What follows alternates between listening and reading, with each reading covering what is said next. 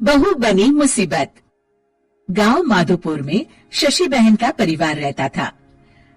शशि का एक बेटा, बहू और बेटी थी।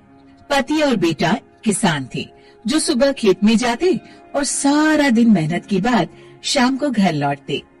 शीला भी घर में रहकर सिलाई का काम करती। शीला की बेटी भी बड़ी समझदार थी। वो घर के काम में माँ का हाथ बटाती। लेकिन बहू का हाल निराला था। वो काम कम और मिन मेक ज्यादा निकालती, जिससे शशि और उसकी बेटी काफी परेशान रहते।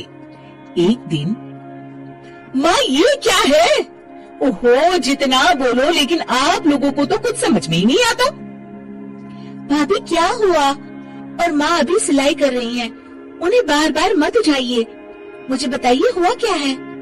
ये देखो सोनम, दूध उबल रहा है और बस गिरने ही वाला है। वो तो शुक्र है कि मैं आ गई, वरना तो बह जाता सारा। अरे पर मैं तो अभी देख कर गई थी और गैस भी धीमी थी।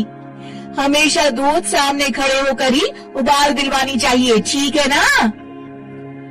सोनम को मेघा की बात पर गुस्सा आ जाता है, लेकिन क्लेश ना हो ये सोचकर वो चुपचाप वहाँ से चली जाती है और सोचती है कि वो कैसे मेघा को सबक सिखाए। एक दिन मेघा ने कहा, सोनम, अरे ओ सोनम, कहाँ हो? ऐसा कैसे कर सकती हो तुम? क्या हुआ भाभी? जब देखो परेशान सी घूमती हो। खुश रहा करो भाभी, इससे ना स्किन ग्लो करती है।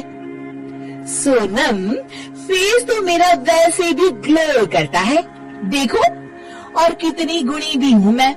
तुम्हें तो शादी करके दूसरे घर जाना है। देखो जरा, देखो अपने कमरे का हाल देखो, सारा संतरे का छिलका जमीन पर फैला है। अरे ससुराल में ऐसे ही रहो।